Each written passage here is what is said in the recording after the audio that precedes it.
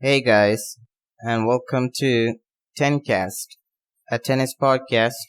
I'm calling this a podcast even though it's not actually a podcast. It doesn't really have that much of a quality to say it's a podcast. Like, you cannot compare me to other podcasts, and I will not be up there in quality wise. But this is just gonna be me talking about anything related to tennis, what I want to talk about, my opinions on some topics, which I'll pick out, and you get the gist. I'll be talking about something, so I'm calling it a podcast. I don't know what else to call it. So I just combined the two words, tennis and podcast, to make the name Tencast. If there's any better name out there you can recommend, if you put it in the comments, I will surely copy it if it's good. Anyway, so that's the introduction to this podcast. This is really weird for me. First time I'm actually doing something this without anything being scripted, or if I'm not doing anything else that I can read off or something like that. This is just me talking and nothing else. So yeah, anyway, this introduction was a pretty long introduction. I don't know if it was. I really don't know what I'm doing here. So this is just gonna be me doing this. Me just talking forever about a thing which, like, it's not gonna be a direct podcast. It's not gonna be linear. It's gonna be me going on tangents, and I don't know. This is not something I am good at. I'm just trying this, and what can I say? And let me start by saying English is not my first language, so that's why I may get stuck on some words. That's why I have these awkward pauses where I'm like, I do that a lot because I have to think what to say next, basically. Anyway, okay, I don't know why I'm saying all this. So I've jotted down some topics to speak about today. I don't know how long this is going to be. But anyway, I've jotted down some topics. This is the first episode. This is just an experiment for me. If it works out, I'll continue. If no one watches it or no one likes it or anything, I will not continue. I just wanted to try different things, so I'm trying this now. So, welcome to Tencast. So, what should I start with? I have Olympics written down here. Olympics is going to be our first topic to talk about. I think when I'm recording this, there are not going to be any cuts here.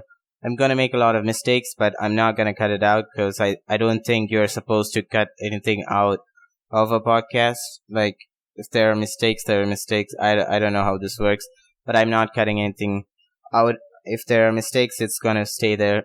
So the first topic is Olympics, and I think when I'm recording this, the Olympics has started, and the first couple of matches has finished. Medvedev's match and all has finished. Medvedev won, by the way. So I'm recording this in between all of the first day matches. I know I'm a bit late too. I should have done this before the beginning of the Olympics, but didn't get time. Anyway, I'm doing this now. Olympics, the draw was out, and didn't really look at oh my god. I'm gonna have to pause it here, cause, wait, no, I'm not gonna pause it. Anyway, I'll talk about the draw later. I will talk about the lack of players this year. A lot of people withdrew from the Olympics, cause some were scared about the conditions and, like, the health safety regulations and stuff. It would be tough to go there at the moment. So a lot of players have not attended. So a lot of players are injured also, so that is also one reason. I have the draw up here now. Let me look at it. I didn't really. I know Zverev is on Djokovic's side and Tsitsipas is on Medvedev's side. Um, I saw that, and also Rublev is on Djokovic's side as well, and who else is on? Karen Busta is on Medvedev's side. Yeah, so doesn't look as everyone's saying Djokovic's draw is hard. So I think maybe because he has to face Struff and then maybe Fokina or Rublev, Nishikori. Yeah, there are a lot of people on his side. Karatsev, Hubert, Diego Schwartz. Actually, Diego Schwartzman is in. Yeah, so I don't really know what to think of this draw. I feel like it's pretty balanced, to be fair. I don't know. So that's the draw. Yeah, the draw was out like yesterday or day before yesterday. I made a video about the draw. You can check it out if you want to see the draw. So yeah, lack of players. Roger is not playing. Rafa is not playing.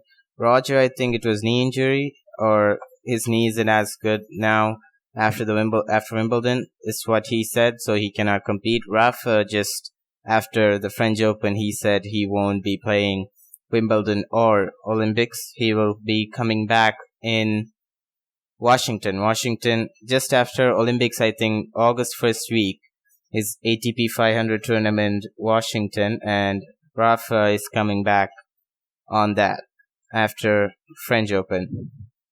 So yeah, and a lot of people have not. Del Potro couldn't make it. He's still injured. He wanted to make it. He tried a lot to make it. His main goal was to attend here. That is why he was trying to, get out of. Yeah, he was basically, that was his main goal, but he couldn't do it. Feel sorry. Really like Del Potro. And yeah, also Wawrinka, also he's out with a knee injury, I think. I'm not sure. Yeah, a lot of people are injured. Team is, I think, wrist. His wrist is injured. He couldn't attend Wimbledon, and he didn't attend Olympics either. So that is the lack of players. Next, I'll be talking about the conditions. I've heard that the ball used in Olympics is very bad ball. I don't know if that's true or not, but there were some articles that the ball is not lasting longer. It only lasts for like 5 minutes, and then it gets slower, or it doesn't bounce as well, or something like that. And I don't know what the case is. I've not seen any matches, so I cannot say how the ball looks or anything. But yeah, that is a concern that is put forward by some people. Then what else are the conditions? It is really hot there, I think. Yeah, I saw Medvedev topless, with an ice pack on his neck today during his match. I didn't see the match. I just saw the picture in Reddit. I think it's very hot there.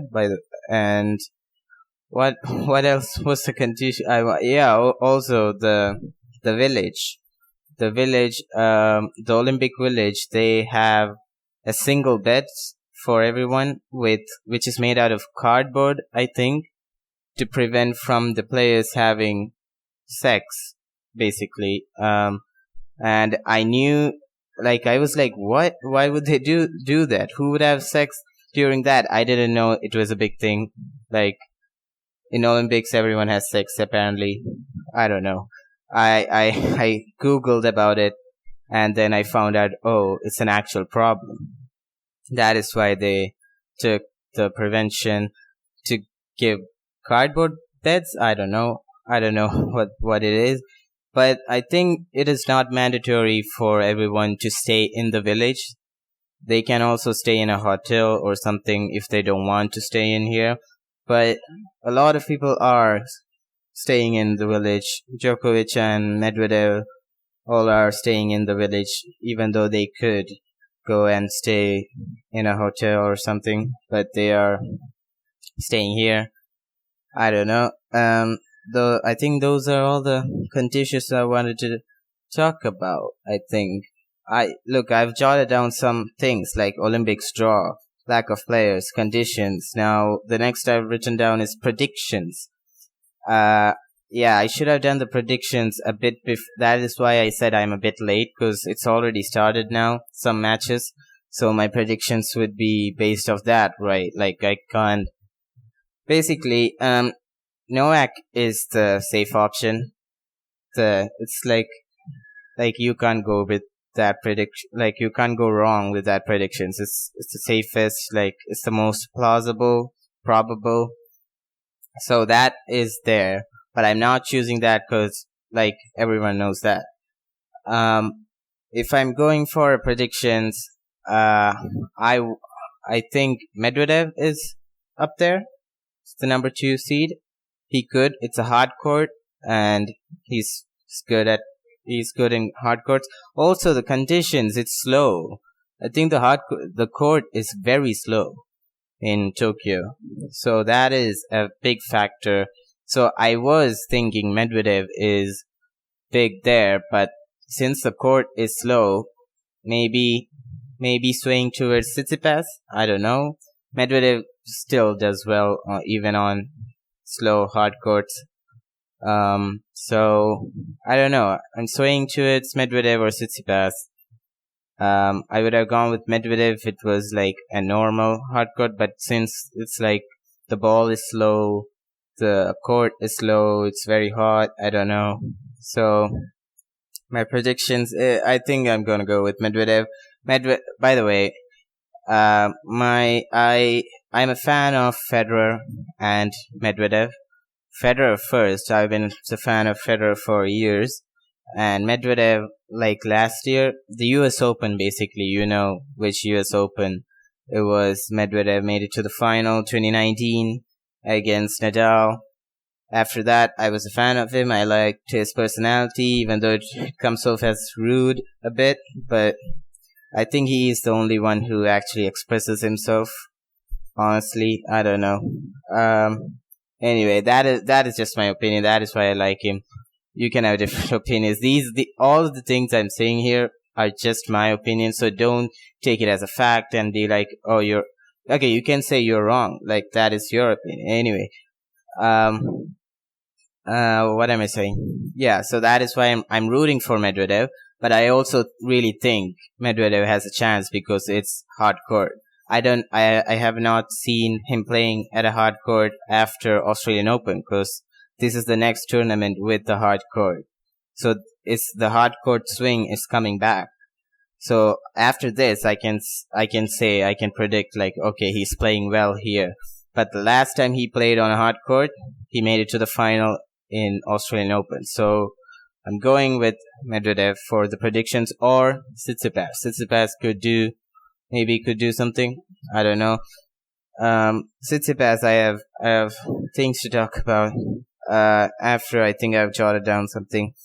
Next in the Olympics section is Novak. Yeah, Novak could go for Golden Career Slam, I think. Yeah. If he wins it, he gets the Golden Career Slam, and if he wins the US Open, he will be golden. He'll have a Golden Calendar Slam, which has only been done by Steffi Graf, I believe. I think this is correct. So he could, it would be big if he wins all of these tournaments. Even if he just wins, like Nadal has, Golden Career Grand Slam. Federer does not. He has a gold in doubles, but not in singles, so he does not have a Golden Career Slam. Nadal has it, so if Djokovic wins the gold here, that would be level with Nadal. But if he wins the US, he will do something no one has done in men's singles. So that would be big. Anyway, I'm gonna take a huge breath here. I don't know why I'm talking so fast and not breathing. Okay, need to slow down. Anyway, so that is what I want to talk about Novak. Now, speaking of Novak, the next section after Olympics I've done here is the GOAT debate, the greatest of all time debate. First, I've split this up into subjective and objective. So I'll talk about the subjective side now. Subjectively, you could say whoever you want out of these three: Federer, Djokovic, and Nadal, because they all have the same amount of Grand Slams. They all have done almost the same achievements as one another. If one hasn't done this, the other has done another thing, and so subjectively, you could say, oh, he plays really well here or there, or you understand. So it's subjective. It's to one's liking. So for me, it's Federer, because I'm a Federer fan. Federer is the greatest of all time for me, because I don't know. He dominated through the last 2005 to 10 era. He was dominating everyone else. But you could say, okay, there was not Novak or Nadal back then. That's why he was dominating, or so that is why I'm saying it's subjective. Like, you could say different reasons for different people in here, in this side of the opinion. So it's just opinions. It's subjective opinion. So for me, it's Roger Federer at this point. But if you look at the objective side, the only way to look at tennis in an objective manner are the numbers, and the numbers is going to go with Djokovic. If you look at the numbers, it's Djokovic. Djokovic is the greatest of all time. If you look at it objectively, I'm saying, because the only way to look at this is through the numbers. If you look at it objectively, every other way is subjective. I think. I don't know if there's any other way that you can look at it objectively, but I think this is the only way. But so if you look at that, if numbers are the only way, if you look at the numbers, it is pretty evident that Djokovic is in the lead here for the running. It could change, but I don't think it will.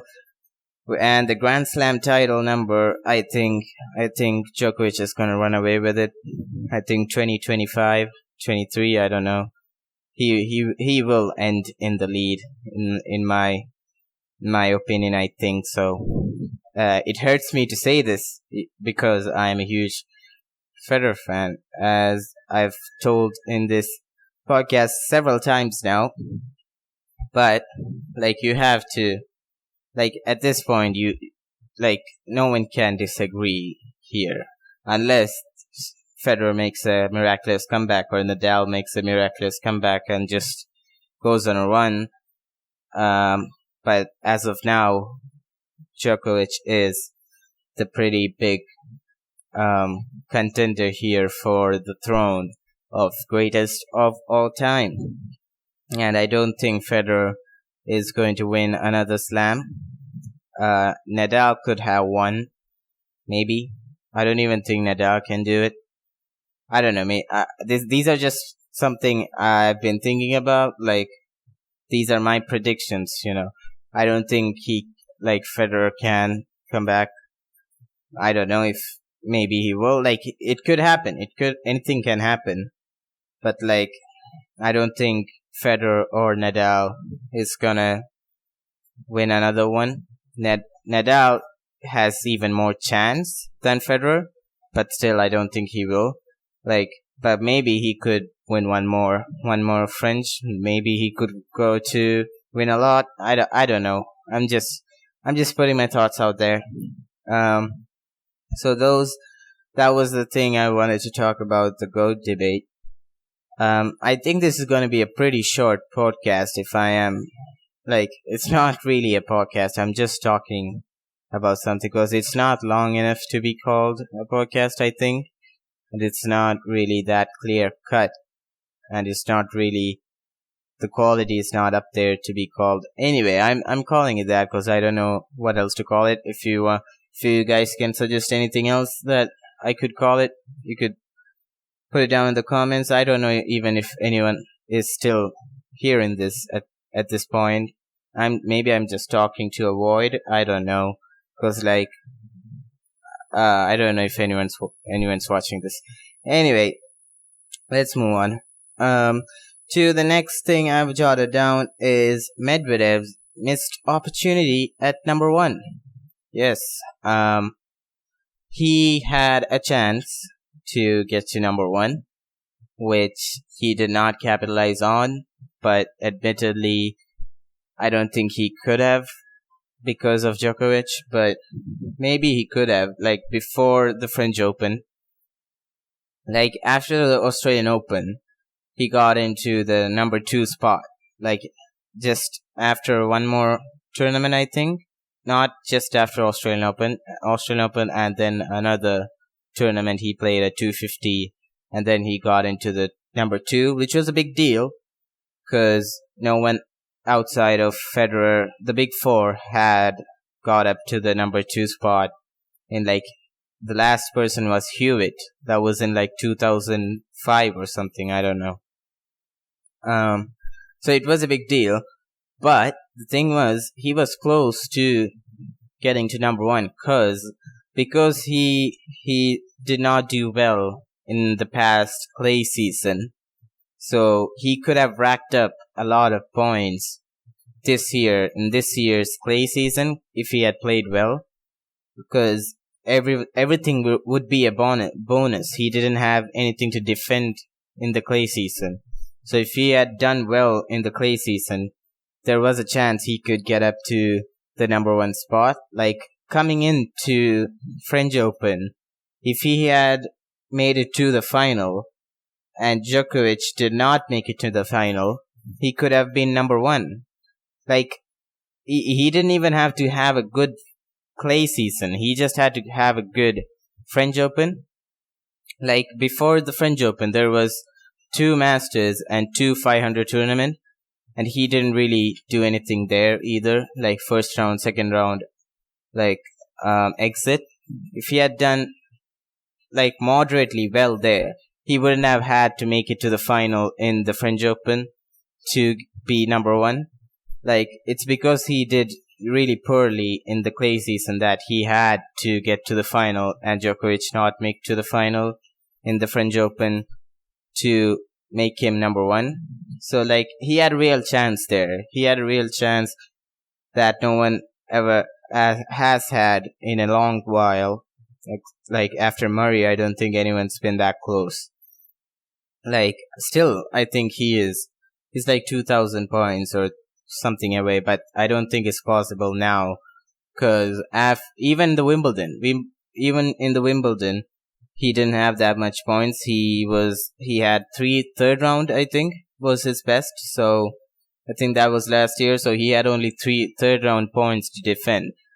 So if he had won Wimbledon, or made it to the final, and Djokovic he had the same stipulations here as well in Wimbledon to get to number 1. I think I'm not wrong here. Yeah, he could have gotten number 1 if he won French or made it to the final in French, or Wimbledon if he won it or made it to the final. This is me saying without Djokovic making to the final. If he made it to the final, he would have had to win that tournament, Medvedev, to get to number 1. I know I'm making this a lot convoluted. Anyway, he had a big chance here. But after Wimbledon, it's going to be the hardcourt season, the US swing, where he has a lot of points to defend. Medvedev has a lot of points to defend. Djokovic not so much. So I don't think it's possible here now in this year to overtake Djokovic, because Medvedev has a lot of points to defend. So I think number 1 spot is off the table for Medvedev, I think, unless he goes on a miraculous run again like he had in 2019. but I don't think that is possible for him. Anyway, so that was the missed opportunity I wanted to talk about by Medvedev. Now the last topic I've jotted down here is Tsitsipas. Tsitsipas, okay, after the French Open final, we have not seen much of Tsitsipas. Admittedly, there's only been 2 tournaments since then. Not 2, like he didn't compete in any tournament, only 2 tournaments, that is Wimbledon, and then he competed in Hamburg, which was, he lost to Tiafoe in the Wimbledon first round, and he lost to, who was it, Krajinovic, or I don't remember who, in the second round at Hamburg. And I saw some articles like in Reddit that he was not being the best of sport, he was not being sportsmanship like or something, like he was not doing well in that match, in that Hamburg match, second round match, when he was losing. He was not showing good behavior, I think. I don't know exactly. So that's what I want to talk about. After the finals, he has not really won a big match or like played much. He decided to skip the grass season, like except for Wimbledon. He didn't play any warm-up tournament after French, and he lost in the first round in the Wimbledon, and then he played Hamburg and lost in the second round. I don't know if it's any, I don't know, maybe he will, yeah, so Tsitsipas is trying to, make his, what am I trying to say? Tsitsipas is trying to get out of the rough here at Olympics. That is what I'm trying to say. He's not doing well after the French Open final. Hopefully he gets better here in Olympics. Maybe he resets everything. Or maybe I'm just talking shit. Oh no. Okay. I swore okay, yeah. I should not have done that. Anyway, yeah, so Tsitsipas, dude, I can't, this topic, like his grandmother passed away after the French Open final. It was during the French Open final, just before the French Open final, I think his grandmother passed. They didn't tell him. I don't think they couldn't have told him because he was already on the court, I think. So after the final, he probably would have been informed, and so maybe that also factors in. Yes, so it's a big mental hit basically to lose in the final and also have your grandmother die. So I hopefully he can get over it and produce some good matches and win some tournaments here. I don't know if he has taken a mental hit. Is that why he lost 2 tournaments in earlier rounds, or was it just a coincidence, or was it just he couldn't play well? I don't know. Also, Tsitsipas also said something like, he tweeted, what did he tweet? That he, like, the coaching should be made legal. I think is what he tweeted. Like, the coaches are not supposed to coach during a match. During a match, they cannot say like, oh, do this, do that to the players. It's illegal. And Tsitsipas wants to make it legal. He said make it legal because this is the only sport where this is not legal. Like everywhere else, coaching is a big part or something like that. And everyone disagrees. Everyone says, I also disagree. Like, yeah, everyone says, including me, is that in the court, it's 1-on-1. Like, it is the only sport where it's just you and your opponent, and there are no other factors playing into it. It's just you and your mental, strength and stuff like that. And if coaching gets in, like, it's, it messes with a lot of things, is what a lot of people told, and Personally, I agree with a lot of it. So that is also one thing I did not really mean to talk about that, but I just remembered while talking about Tsitsipas. Anyway, those are. Is there something else? I don't think so. Yeah, this is all I think I've jotted down here. This is a pretty short one. I'm looking at the screen and it's 30 minutes. Yeah, this is just a test, an experiment. I don't know if anyone is still hearing this. If you are hearing this, you are amazing. Thank you. I will continue if this does well, or if anyone watches this, I will continue this. Like, probably this will fail. That is usually what happens. But I'm just experimenting, right? Like, I'm just trying to see what can I do. What do you guys want to see from this channel, or what do you guys want to see? I don't know. So I'm just experimenting and trying new stuff. I think I did okay for my first time. Like, comment down how can I improve it. Am I doing well? Am I doing bad? Should I stop?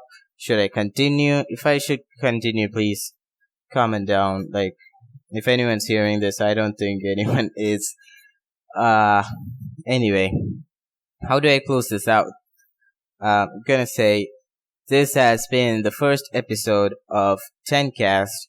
Hopefully you enjoyed, and hopefully I'll see you guys or speak to you guys in the next episode.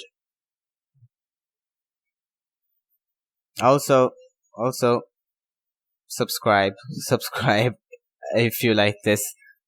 Forgot to tell that. Made a big pause there. Did not cut, by the way. If I cut, I stop. Anyway, I will talk to you guys in the next episode.